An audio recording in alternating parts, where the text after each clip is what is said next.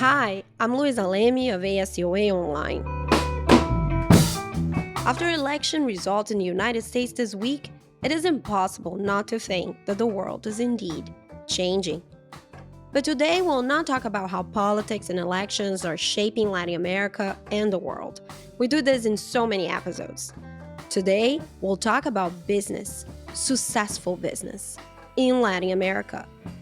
The past decade has seen an explosion of innovation in the region with a surge of unicorns, new ecosystems, and yes, a lot of talent. In 2021, Latin America and the Caribbean had the fastest growth in venture capital investment on the planet, passing the mark of $15 billion. The number has decreased in the last years with COVID and an economic crisis, but today, Latin America still has between 30 and 40 unicorns, and investment has returned to pre-pandemic levels. I would say that a young person in the middle of Brazil is probably more connected than a young person in the middle of Arkansas. That connectivity is creating an opportunity for more and more layers of innovation and foundation. And that innovation in the private sector is being leveraged by some of the corporates, some companies that are moving fast into adopting that, but a lot of it by new companies, new company creation. That's Francisco Alvarez-Demalde of Riverwood Capital in a conversation with Susan Segal, President and CEO of AS COA. They spoke during the Council of the Americas Symposium and Bravo Business Awards. This event gathers more than 500 private sector leaders in Miami every year to talk about the business landscape in Latin America. This year, Alvarez-Demalde was honored as the 2024 Bravo Investor of the Year. At the symposium, he spoke with Segal about what makes a great entrepreneur in Latin America today and how he sees the region evolving in the next years. They were joined by two other billion-dollar business stars from Latin America, Sebastian Mejia of Rappi and Mariano Gomide de Faria of VTEX. You're going to listen to an edited version of this conversation that covered what to expect of investment in the region in 2025, how startups are solving problems, adopting fresh technology, and what entrepreneurs need to succeed in Latin America and beyond.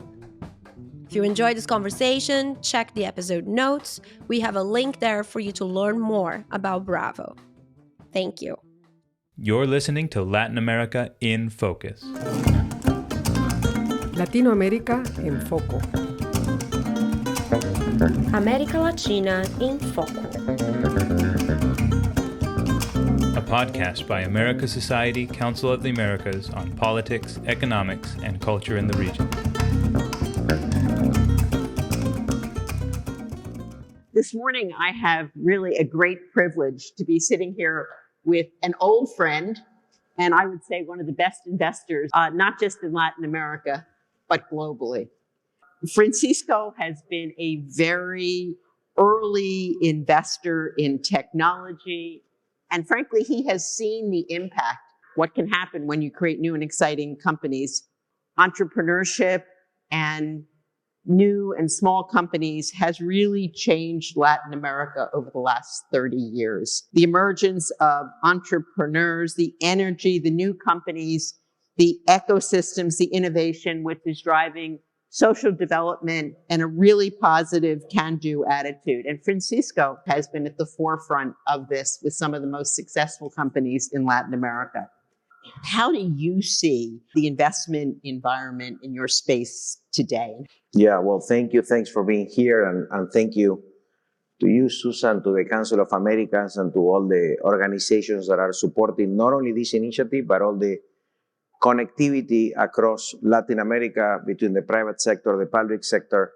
I think it makes a big difference. It brings leaders together for us to try to not only follow our journey, but collaborate into hopefully creating more opportunity for more people. I'm very excited to be here. I'm very grateful. I spend my time, of course, in technology. That's kind of what I spend every day, every hour. So sometimes I, missed some of the other things that are going on. But I can tell you from my own universe or my own dimension, I think we're in a little bit of entering a new chapter. I always like thinking in chapters. Life has chapters, companies have chapters. I think cycles also have chapters. And I think we came from a period when you think about capital flows to technology, we came from a period of significant growth driven by excitement and opportunity, but also interest rates, mainly in the US and globally, going down. That created a push of liquidity into more innovation, into more investment. That peaked in 2021, and then we entered a period of correction with interest rates going up because of inflation, and that contracted a little bit that capital. And I think we're in this 24, which is almost like I'm feeling that is a transition into a new chapter from a capital flow perspective into probably some back into more excitement when I think about today and 2025, if I compare to 23 and 22. So that's on the money, on the capital flows. But then to me, the biggest story when I think about tech is not so much where the money goes, even though money is always important, is kind of what's happening with transformation in the economies and the opportunity for company creation. Think about a little bit, and some of you will have the perspective probably I have, some of you probably a bigger perspective than me. Susan, you were a very early investor and supporter of the ecosystem of tech in the late 90s. And you think about where we are. I mean, we went from being a region that was disconnected to getting internet connectivity. Then we got not only internet connectivity, but we got the phones, and we got computers and the smartphones in our hands, and then we got digitalized into retail, into fintech, etc. That created infrastructure not only on connectivity, but also on digital adoption. Think about the next generation, how connected they are. I would say that a young person in the middle of Brazil is probably more connected than a young person in the middle of Arkansas. That connectivity is creating an opportunity for more and more layers of innovation and foundation. And that innovation in the private sector is being leveraged by some of the corporates, some companies that are moving fast into adopting that, but a lot of it by new companies, new company creation. It can be a very sophisticated software company that is selling into all Latam, but it can also be a merchant that starts from zero and then sells in Mercado Libre and does something new. So to me, when I look at the technology evolution, I think that we're almost just starting. I'm an optimist by nature. It's kind of what I have to be also in my sector, but I truly am very optimistic because I think for Latam, as long as we facilitate free markets, the private enterprise, I think we're going to continue to see more and more company creation, more and more activity. We talk about what's coming next in terms of automation and AI. I think it's more and more tools for people to be able to sell and play their role in the economy. So you are really a part of the ecosystem of entrepreneurs and investing, both in terms of your own investments, but also the Latin Tech Forum, which is the leading forum for technology for Latin America. So what are the key characteristics you look for in an entrepreneur, and have they changed? Yeah, I feel proud to be part of a community that is getting bigger and bigger over time. Even though we sometimes compete among each other, we compete maybe sometimes among our companies and between founders, but at the end, it's a community with good values. And at the end, it promotes collaboration where we're all thinking about how do we increase the pie, how do we make it bigger versus trying to fight for that. So I think that's one characteristic. I know it sounds self-marketing on the community, but I truly believe in that. I think in terms of what we look on a founder, look, it's tough to define that. I think we'll have the opportunity to talk to Sebastian and to Mariano, who I admire. I think they are amazing. What I would say when I look at an entrepreneurial team, if I look at companies that can really make a difference and can have an impact, can create something new, I would say that I always use the same combination. I think they need to have two things, which to me are pretty relevant. One is they need to have a dream that looks a little bit crazy. People are using now this concept that, there's a thin line between craziness and being a genius. And I think you need to just dream. You need to just go for it. Last Friday, I sent in our internal communication, sent like 7 or 6 phrases from big visionaries of when they talk about dreaming, and never say no, never think that anything is possible. I know that sounds like a blah, blah, blah, but in these companies, it's real. I tell that to my kids. If you don't believe in you and you don't believe you can achieve it, nobody else will believe it for you. So you have to be the first believer that you can do something different and you can do it new. The second component is combine that dream with what I would say is a crazy intensity and execution. There's no magic. Things don't happen for magic. There's no something that happens by luck. When I look at all these companies, there is not only in the leadership, but then it translates into every aspect of the company. Every day, it's day one. We have to win. We have to do things right. We have to get better. We have to constantly elevate. And it's not about that single result of that month. It's about this mindset of, having something, we're fighting for something that is bigger than yourself. And it's not about the money. It's not about the ego. Sometimes it is about those two things and they can be part of the mix. But it's about just believing in something at a level that you really aspire for good quality. Because it's tough. It's tough to build leadership. It's tough to build constant. It's tough to do it for a long time. So I think I see those two components, that passion, that spirit. I want to ask you one question, because everybody's talking about exits. And I think that since interest rates started to rise, we got into a tougher environment, exits have been fewer and far between. So could you give us your perspective? And look, my view on this thing, on the exits and capital flows to Latin America, I'm always a little bit in the middle, in my opinion. And maybe I'm wrong, but it's the way I approach things. I think it's not as bad as it might sound, but it's not as good as, it can be. And we navigate in the middle. And I think sometimes you have moments where there is exuberance. Sometimes there's moments where it's tough out there because, there's prioritization of capital, and maybe Latin America is not a core region when people think about the big asset allocators. So in a way, I always say sometimes to my own LPs, and I explain Latin America, which is part of our portfolio, I say the Latin American markets are more thinner markets. It doesn't mean that they're always cheaper, they're just thinner. So when things get really hot, there's probably more capital than opportunity. And when things got bad, there's much less capital than opportunity. It's kind of like the economy's cover, right, of Brazil being the best country in the world, and then the worst, and probably the answer is in the middle. So that's kind of what happens when I look back 15 years. We're now in a moment where 22, 23 was a year of adjustment, less exits, less opportunity. But I'm optimistic that things are going to recover because at the end of the day, in my opinion, and I think when I think about the future of LATAM, I think the key is entrepreneurship, education, human talent. Of course, we need the infrastructure of connectivity, but the information age technology is easier. We don't need big infrastructure, highways and things like that, or to build a pipeline because it's there. So we just need to put the right components so talent can surface. And when talent is there and opportunity is there, at the end, the capital ends up reaching the opportunity. The capital is there if you have a good idea, if you have a good company. So all this to say that we're now living through a period of correction. I think things are getting more exciting. I think 25 will be better than 24 in availability of capital for LATAM. But if I take a step back a little bit of the last 4 years and I look at the last 20, we're in a much better place. Think about what's the largest market cap company in Latin America today. Mercado Libre. Exactly. And 20 years ago, it was, probably an energy company. Pemex. Exactly. Which is a disaster today. Okay. Well, I didn't say that, but I did. Our exits, we have to call the other people on stage, but are exits today more aimed at acquisitions than taking companies public? And is that going to swing back? I think IPOs will come back. They're cyclical.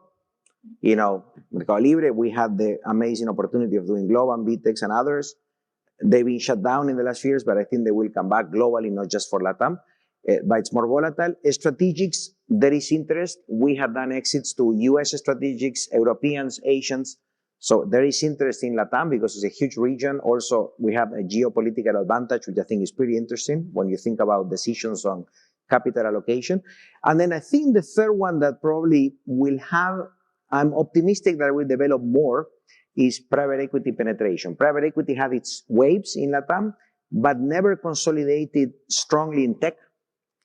I think it's a combination of lack of attention from global, lack of knowledge from locals, but I see that changing. So I think in tech, in my sector, I expect a little bit more activity on big private equity deals in technology. Thank you. That's a really interesting perspective. Can I now invite Sebastian Mejia, co-founder and president of Rappi, and Mariano, Gomide, CEO of VTEX. I point out that VTEX is a company of Riverwood Rappi is a company of many other private equity funds. You both have been incredibly successful. You have built billion-dollar companies from scratch. What's the secret sauce of your success? Sebastian, you want to start? Imagine a bunch of 20-year-olds in late 2015 dreaming super big and trying to create a company that hadn't been built and trying to create something of pretty large scale. So if you go to that group of people, I think you start with the culture, and you start with a culture of love for entrepreneurship, love for a big mission, love for a big dream. I think if you go also to the foundations, you gotta go to a company that has a profound customer obsession, and it cannot be a slogan on a wall. It needs something that you live every day. In our case, we're delivering groceries, we're delivering food, pretty complex business, and we're delivering in minutes. So you gotta really have that profound obsession for the customer. I think you need to start really with first principles on how to build product and engineering. It's incredibly important. These businesses are built on operations, but at its core, these are technology companies. Being able to bring the best talent, being able to bring profound solutions is incredibly important for the long-term scaling of the company.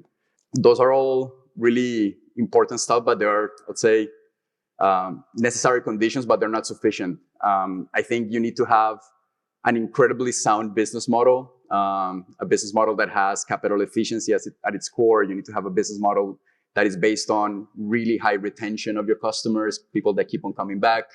You need to have founders that are obsessive self-learners, that are reinventing themselves every month and growing at a velocity that it's pretty intense. And keep on dreaming big. And the only way to keep on dreaming big is to build businesses that are very authentic to yourself and businesses that are connected to a mission that you really believe in, that is very personal. So it's a pretty big combination of things and requires also a fair share of luck. But I think those are like at least basic conditions that you need to have to build something great.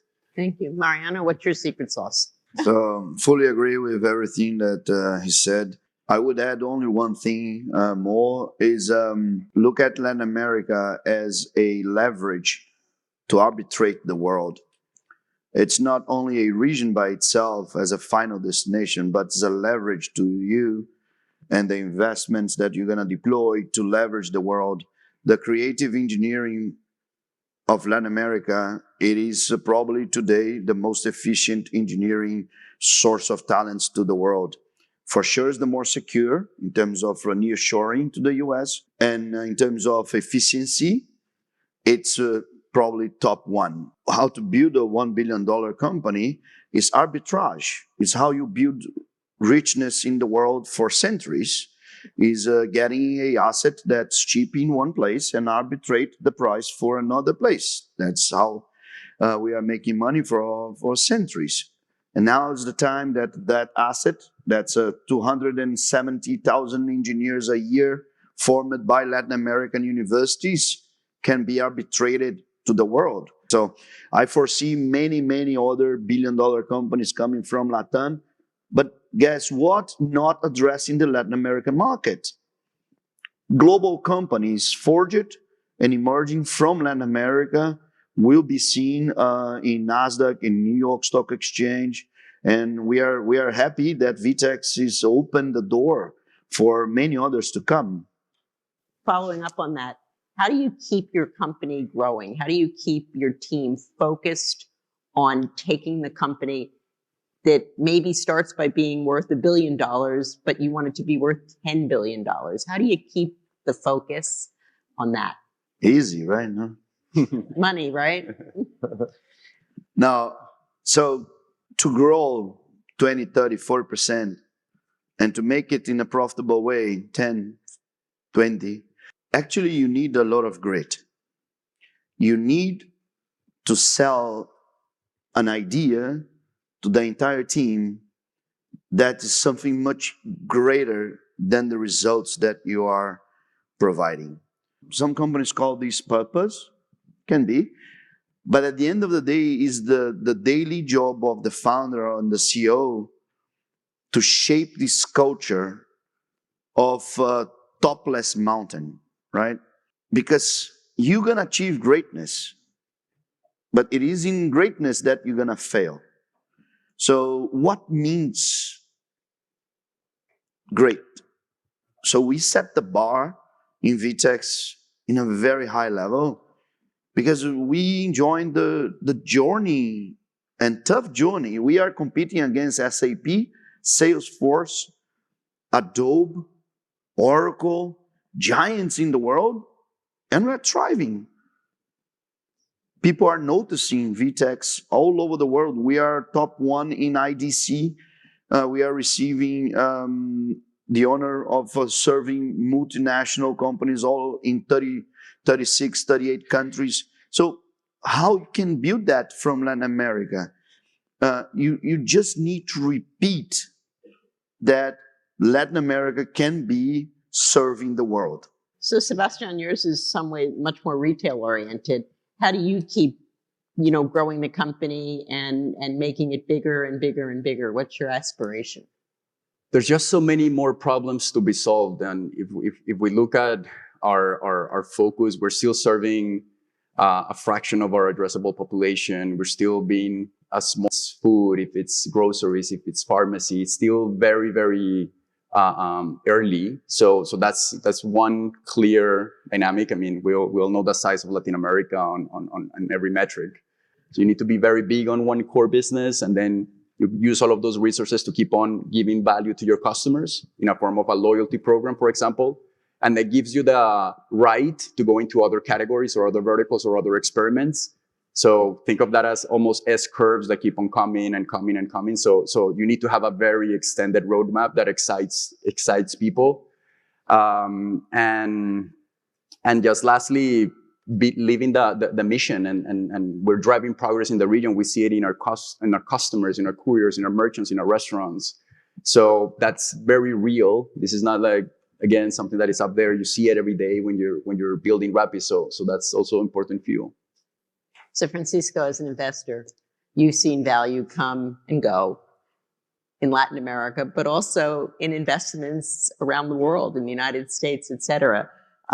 What do you think is the most important thing to keep value in a company and keep moving forward?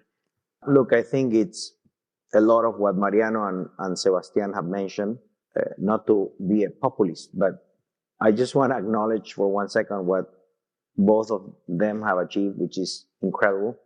And Sebastian company, Rappi, touching almost all of us in Latin America. And not only that, creating a wave of new entrepreneurs. They now call it the Rappi Mafia or whatever. Rappi Mafia sounds better. With a G, right? With a G. Yeah. But it's like the next, it's kind of what PayPal created in Silicon Valley. The next wave of entrepreneurship. Mariano, the first software company from LATAM going global, competing with the majors, showing that Latin America can be a source of amazing leadership in tech. And I cannot stress enough, and now I sound self-marketing here for the industry, but I don't think people understand the impact that this has in Latin America. I mean, energy is great, agriculture is great. It's great. We can build roads, we can have a traditional economy, it's great. But having this ability to provide this opportunity has such a big social impact into what talent can do, the people that work in these companies, the future for these people, that they can stay or they can leave. So it's just huge. And these two are historic, I think, for LATAM, in my opinion. Then now, going back to your question, and not to repeat what they said, what I would add to what just they describe is, I think that at the end, when I look at my own journey, the companies I had the great opportunity to be part of, results really come as a consequence. And I think I was telling people, look, don't think that raising money is anything. It doesn't mean anything. Like, it's okay, you have money. It means that you have the power to do more. But think about what you're doing, because you're writing a book. Every day you're doing something. You're writing a book of your story as a company. And then people learn. Of course, you can change. You can make turns.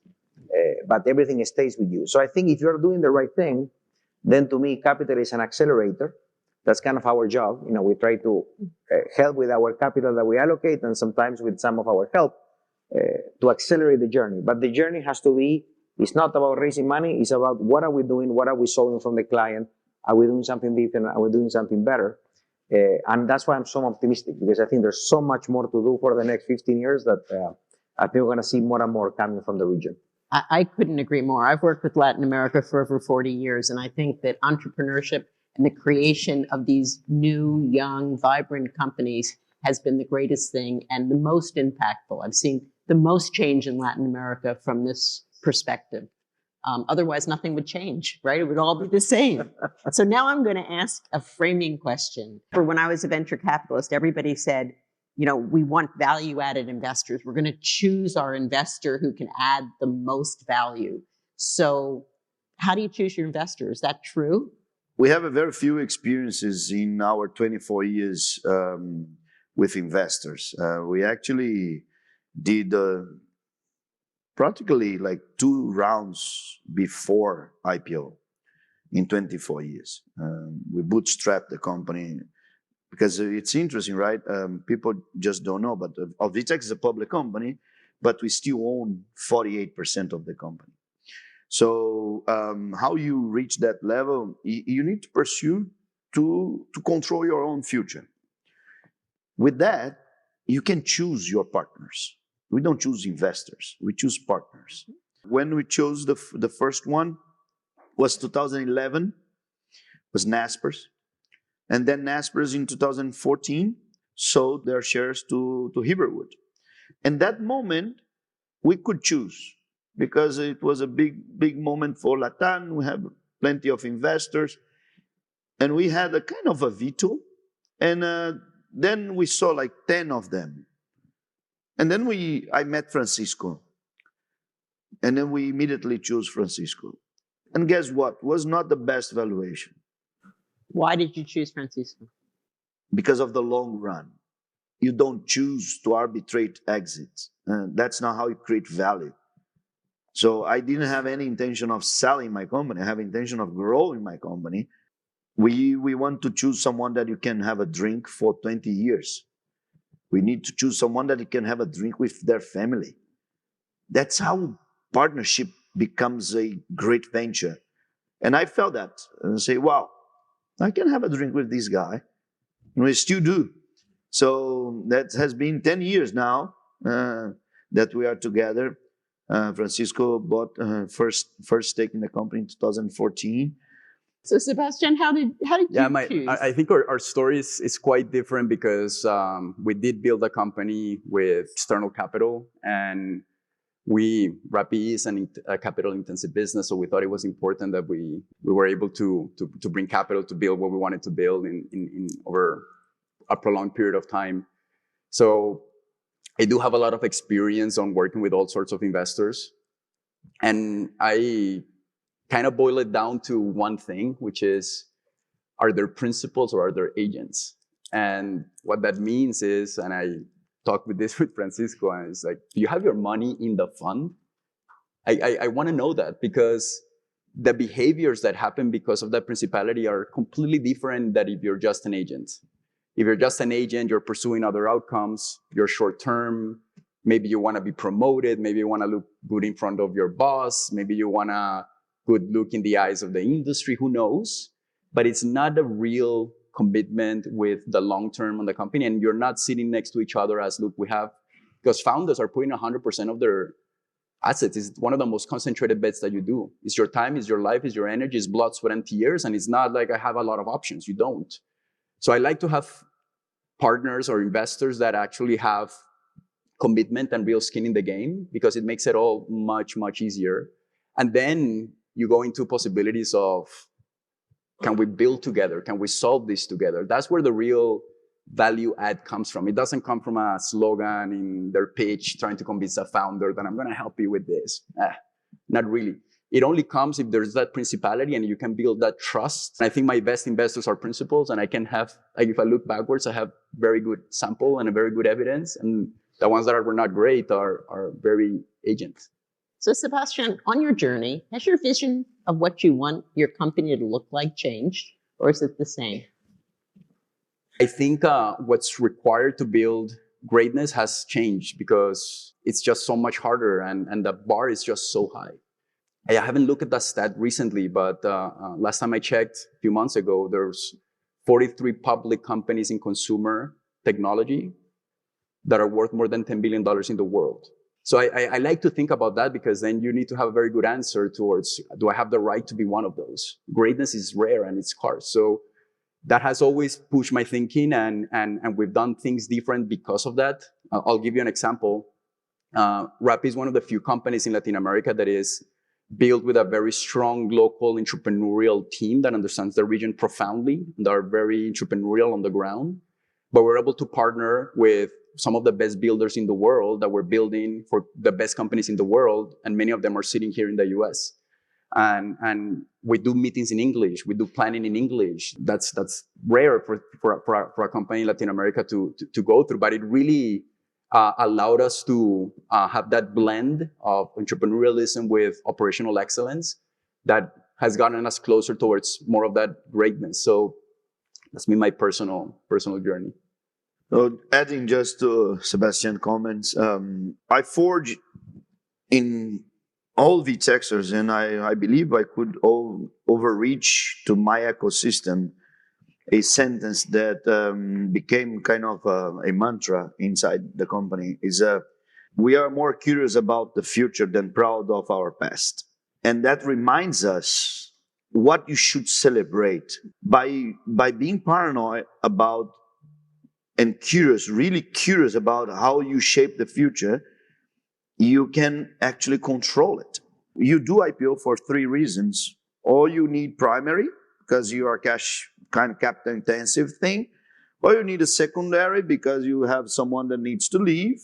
Or the third one, that you need to be in a level of the stamp of marketing that put you in the very small group of companies, that 2.4 thousand companies are listed in New York Stock Exchange.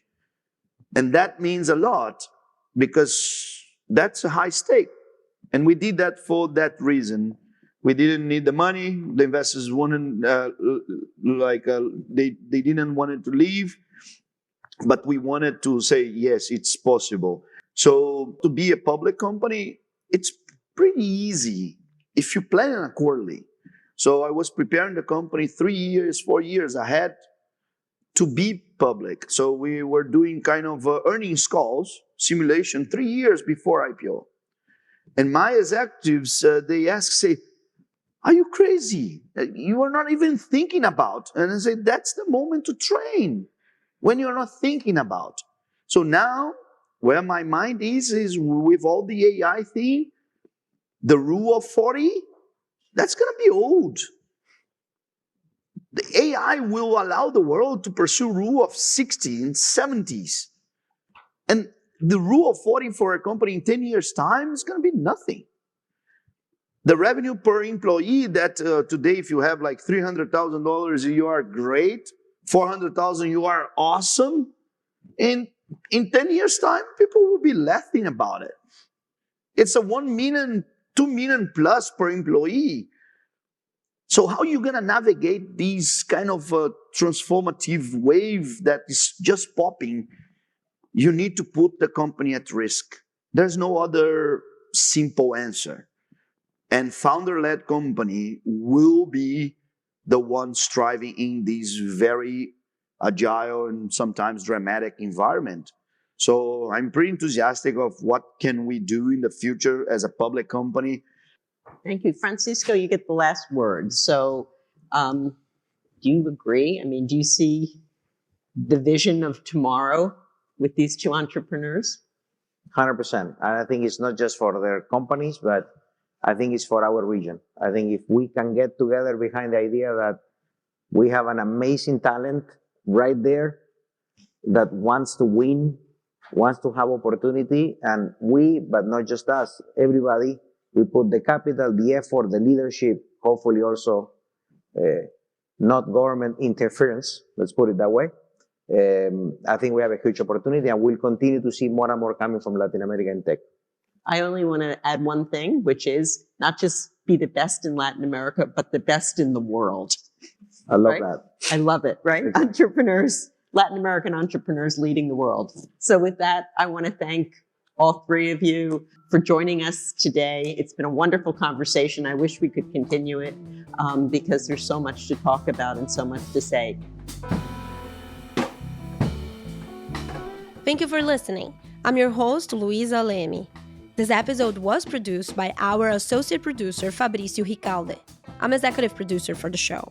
If you enjoyed this episode, check out the Council of the Americas Bravo Leadership Forum series. That's another podcast by ASCOA. These conversations lead up to the Symposium and Bravo Awards that happen in Miami every year. They bring together Latin American business leaders and promote cross-industry collaboration on critical issues impacting the world.